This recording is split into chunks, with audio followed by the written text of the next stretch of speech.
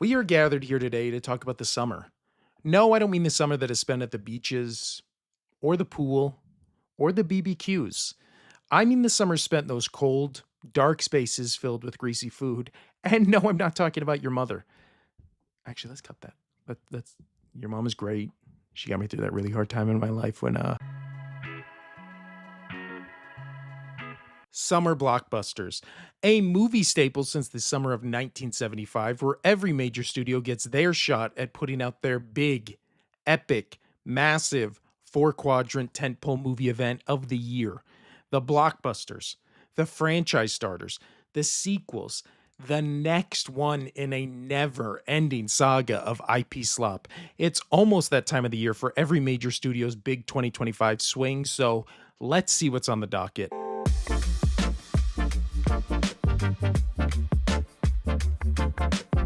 For this video, we'll be classifying the unofficial start of summer as the first weekend of May till the unofficial end of summer, which will be the last weekend of August. And we will be ranking these movies on the super high-tech hype meter. So without further ado, let's begin. We can be the ones that are coming. But you have the wrong people. We have all done bad things. Look, I've been where you are. The past doesn't go away. Thunderbolts is the only movie on this list I've already seen, and this really felt like a return to form for the MCU that gave everyone a big ol' helping of what made people fall in love with the MCU in the first place. It was funny, it had some real emotional gut punches to it, and I really liked spending my time with this group of anti-heroes. Also, this movie has maybe the coolest Bucky Barnes entrance in any movie he's been in the past, along with a really great and interesting villain and some genuinely great and shocking moments. My hype going into this movie was only a 6 out of 10, but I really liked it, and I want to see where this team goes in an MCU that feels stuffed to the gills with teams taking up all the screen time in the next phase of the MCU. So, hype 6 out of 10, but afterwards, 8 out of 10? This is the rare summer horror blockbuster that finds a college student scared by a recurring nightmare returning home to try to save her family from almost certain death by finding someone who can stop all the destinations from being final and just make them regular destinations. Not only does this look like a prequel, a sequel, and a reboot, but it looks pretty good. And it's getting good reviews. I will eventually watch this movie, but I went to Universal Studios this past weekend instead. Hold for my rant about Nintendo World. But as far as my hype for this movie goes, it can't be any higher than a 5. I don't remember anything about the previous movies outside of the tanning bed death and the famous logs in the back of the truck death. Hype 5 out of 10, but this was never really my horror franchise. Our first weekend battle for box office supremacy pits a creepy little monster from space against Lilo and Stitch. The live-action remake of the 2002 animated Disney classic Lilo and Stitch follows an alien named Stitch who flees to Earth and is adopted by a Hawaiian child named Lilo. And magic ensues. But not classic Disney magic that ensued in the animated movie, more like muted, not as colorful, flavorless magic that happens in all these Disney remakes. This is going to most likely be just the original story with humans and none of the charm or character of the original, but it will most likely still make me cry because fatherhood has made me a weak, emotional man, or it'll make me cry because realistic-looking Pleakley won't stop appearing at the foot of my bed. Hype 4 out of 10? Mission Impossible: The Final Reckoning follows Ethan Hunt in his final mission. Impossible? You scream, but then I say, why would you think that was impossible? This is the 8th movie in this franchise, and it also had a television series. The missions finally come to a close after a 29-year run that has followed Ethan Hunt and his ragtag group of side characters on quest all around the world for a lot of MacGuffins that could either destroy the world or kill important people. Now, I will say I'm a huge fan of this franchise, but I think they already peaked the second Henry Cavill reloaded his arms, and this franchise never reached those heights again. But I am excited to see how it ends. Just please don't James Bond Ethan Hunt, if you know what I mean. That's literally all I'm asking. I will be doing a separate video on the Mission Impossible films this week, so stay tuned. Hype 8 out of 10. Oh man, that's Jerry. Whoa. Oh yeah. Ah. This is my dream car. The third movie coming out on May 23rd is Friendship, a movie starring Paul Rudd and Tim Robinson. No, this isn't a summer blockbuster per se, but this is one of my most anticipated movies of the year. I think Tim Robinson is one of the funniest people to ever live, right there alongside Nathan Fielder. And the trailer for this movie makes it look amazing. And then, of course, who doesn't love Paul Rudd? Hype, 10 out of 10. Oh no. The kid is back, and it appears he learned karate from the legends. In Karate Kid Legends, a kung fu prodigy, you know how people are those, moves to New York City where he attracts unwanted attention from a local karate champion. You guys know how that happens. But then the kung fu prodigy kid wants to enter a karate tournament, but needs the help of Jackie Chan and Ralph Macchio to do it. Now, I've never been to New York, but when I go there, how long do you think I would have to walk around the city sightseeing before I just happen to stumble into a local karate champion? And also, how would I know that's who he was even after he kicked my ass? You may be thinking, well, this kid is a kung fu prodigy. Of course, he would know who the local karate champions are. But in the trailer, it says he just moved to the city and it said he attracts unwanted attention, meaning he didn't seek attention out from the local or not local karate champions, which to me means he didn't know who the kid was. All that meant nothing to the movie, but didn't we just get 6 seasons of this movie on Netflix as a show called Cobra Kai? Do we need more Karate Kid movies in this universe we just spent 6 seasons in? I don't know how many movies or series people can take of kids learning karate and then using it at a tournament before we all collectively throw our hands up and go, there's too many Karate Kids. That being said, hype, 5 out of 10. It looks okay.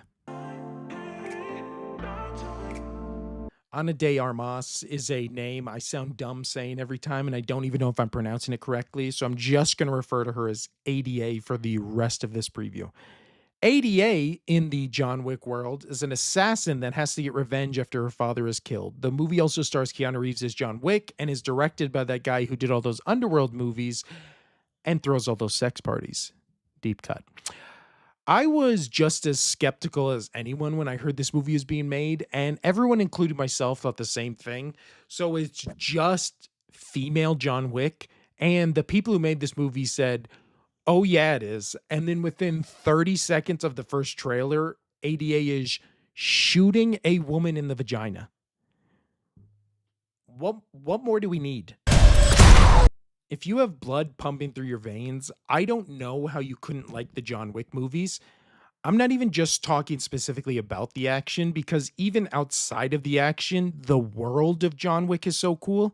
It's honestly like the Karate Kid, except everyone in that universe solves every problem with karate.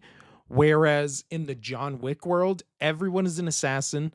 They all have those gold coins, and then they all stay or go to the Continental. It's cool, it's badass, and this movie being in that world immediately elevates what would otherwise just be another cliche action movie about revenge. And I don't know if I mentioned it or not, but she shoots another female assassin in the vagina. I mean, come on, people. Other cool things happened in that trailer, but the vagina shooting was what bought my ticket to this movie. Just for the vagina shooting, hype, 7 out of 10.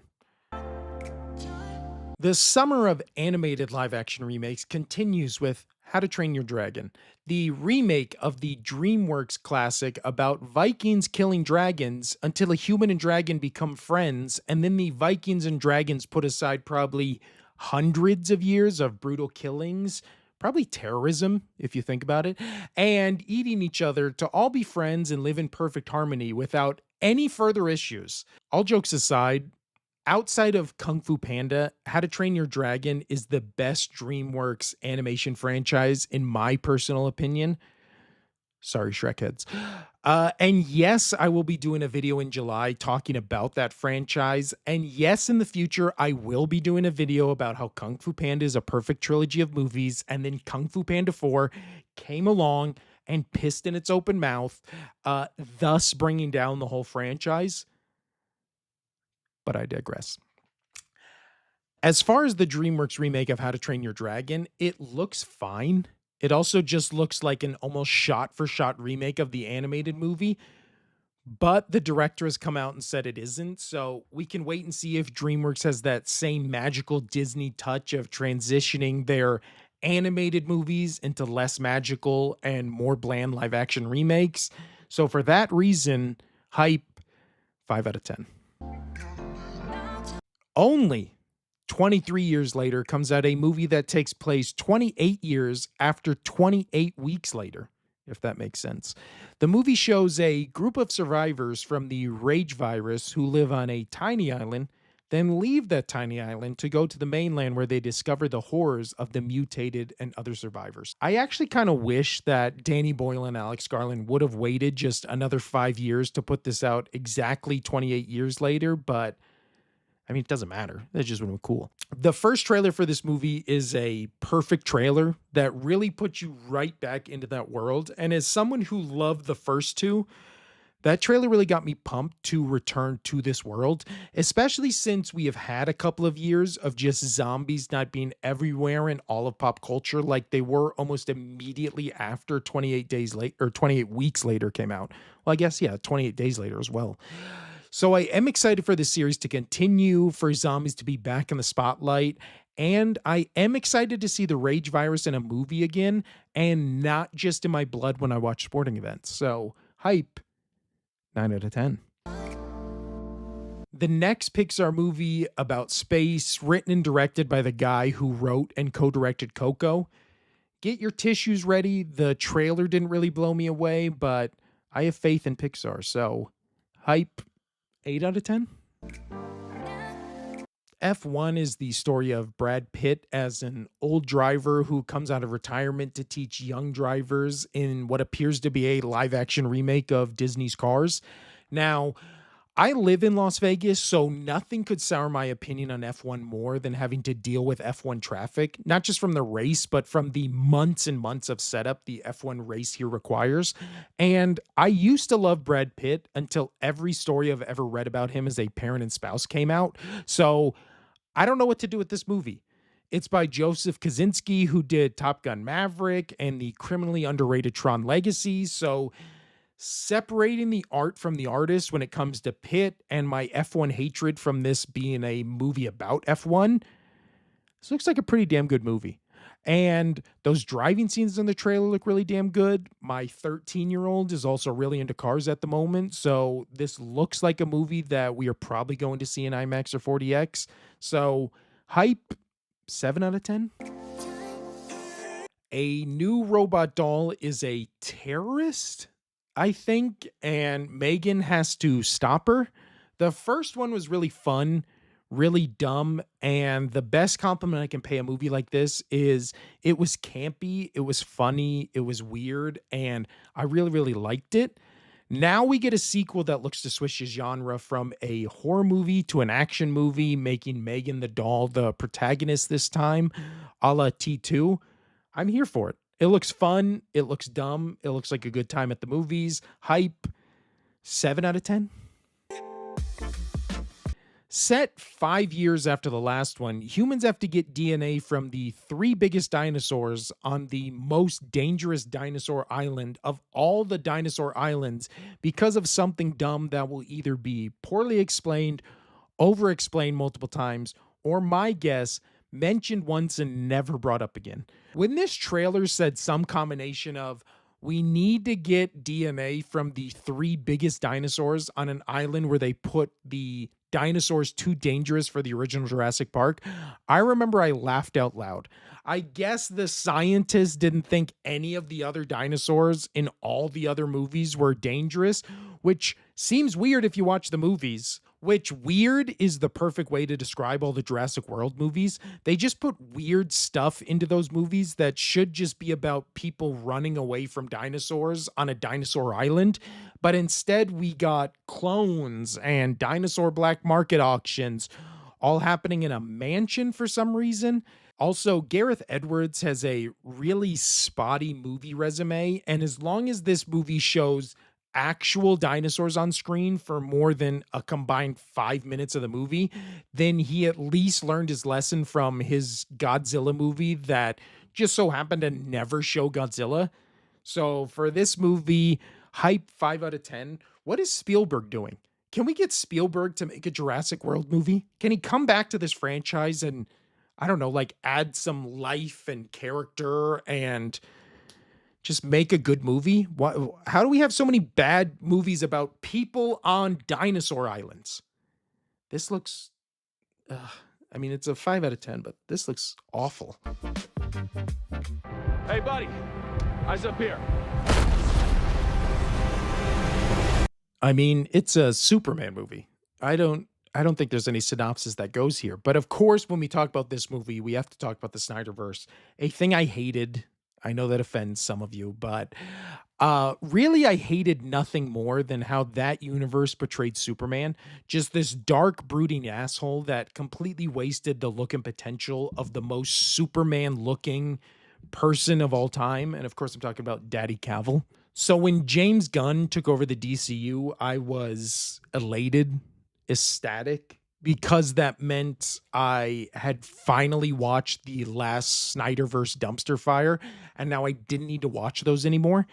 Every Gunn superhero thing from Guardians to Peacemaker, I've been a fan of. And then the first trailer hit, and it's everything I wanted from a Superman trailer. There was Superman saving the little girl, the little boy holding up the Superman flag and whispering for Superman's help. The score gave me goosebumps. And then the second trailer hit. And then the third trailer hit. And it looks like the most Superman movie ever made. I really feel like this world needs a feel-good Superman movie now more than ever. And I legitimately can't wrap my head around this being a bad movie. I know there's a lot of discourse about this movie online, but just from those trailers and the vibe of Gunn and the way he has just talked about Superman in the press and talking about this movie, the hype for this movie for me is a 10 out of 10. If this is a bad movie, I can't wrap my head around it. I don't even know what a bad Superman movie from James Gunn would look like. It's got to be good. I can't sit through another bad Superman movie. Ugh. Hype 10 out of 10.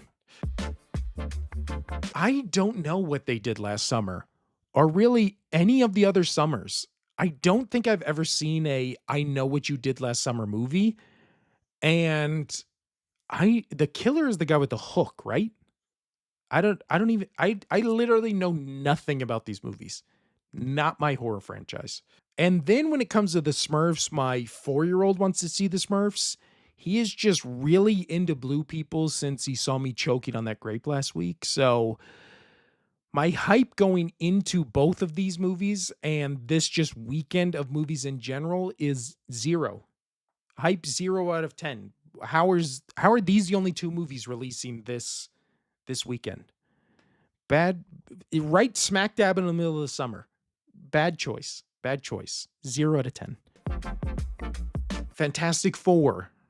Galactus, female Silver Surfer. What more do I need to say? Much like Superman, if in the same month this movie and that movie are bad, I think this will be the legit end of the superhero movie boom. If both Superman and this movie aren't good and don't make money, where do Marvel and DC even go from here? I know for me personally, if neither of them are good, I think I'm tapping out. The MCU had a good run, and the new DC universe would be dead before it even started. The trailer for Fantastic Four looks fine. I didn't love it, didn't hate it. I am optimistic after Thunderbolts that they've kind of corrected course with the MCU and they're on the right path, but that's just one movie. We've seen in the MCU where it was, oh, that movie was really good, and then just 4 absolute bombs in a row, where not only did it not make money, but they weren't good movies. So my fingers are crossed. Hype 8 out of 10. The bad guys are now the good guys, and they are forced to be the bad guys again by the bad girls. Now, I really like the first one, and so do my kids. My kids love going to the movies, but my 4-year-old is at that stage where he only likes watching animated movies. So, of course, be seeing this movie, Smurfs, all the other ones. And with this one, I am looking forward to it. I thought the first one was fun. I really like the animation of these movies, and Sam Rockwell has a great vibe and voice for an animated fox. That's a 10 out of 10 casting. However, this trailer for this specific movie did nothing for me. So, hype for this movie, 6 out of 10, just because I like the first one so much. The Naked Gun is being rebooted by the most random group of people ever, with the most random collection of people in this movie. Seriously, go look at the names attached to this movie and then try to figure out how they all go together. I don't know, man. I'm cautiously optimistic, but I could see this just being a complete dumpster fire. Hype 4 out of 10, because I mean, there's funny people attached to it, but I don't know. I don't know. A Madden playing YouTuber comes out as a gay OnlyFans model in a previous life. Wait a second. My bad. This isn't even what that movie's about. This actually isn't even a summer block. Freaky Friday, but now it's freakier. Hype 1 out of 10. I have nothing to say about this movie. Weapons is the story of all but one child from the same class vanishing on the same night at exactly the same time, which leaves a community left questioning who or what is behind their disappearance. Now, this is maybe the movie I'm most looking forward to this year, right there next to Friendship. That first trailer dropped, it looked amazing, and then you found out it was written and directed by Zach Kreger of Whitest Kid You Know fame, a show I am a massive fan of. And then, of course, he also wrote and directed Barbarian, a movie I was 100% invested in until, in my opinion, it completely fell apart once the monster was introduced. And then after the first trailer came out, so did all these side stories with this movie, like apparently how the script for this movie sold for an eye-popping $38 million. Jordan Peele tried to get his production company to buy it and then fired his agent once his company lost the bidding war for it, which is understandable when you look at this as a potential great horror movie. It already has all the elements in it that scare me. Grudge-looking kids, ambiguous title, and most likely piping hot social commentary. So sign me up. Hype 10 out of 10. For some reason, I never saw the first one. It always just looked like a John Wick Taken ripoff to me, but people seem to love it, and people loved it enough that it's getting a sequel. So my hype is unquantifiable, but I will watch the first one and get back to you about my hype for a sequel. I do love Bob Odenkirk, so my hype is NA out of 10, but I will watch the first one and get back to you. A horrible, toxic accident turns janitor Winston Goose, played by Peter Dinklage, into the famed toxic Avenger. Now, this could either be a really funny, dumb action/horror movie that is in on the joke, or a disaster like Cocaine Bear, where the premise is the joke and nothing more. That trailer gave me major Cocaine Bear vibes, which is not a compliment. I think this is going to be a disaster that is quickly forgotten, but I hope I'm wrong. Hype 3 out of 10. So, there you have it. The summer preview that previews the summer. Until next time, insert catchphrase. Oh, I wrote that to replace with a cool catchphrase that I just came up with. And of course, that cool catchphrase is...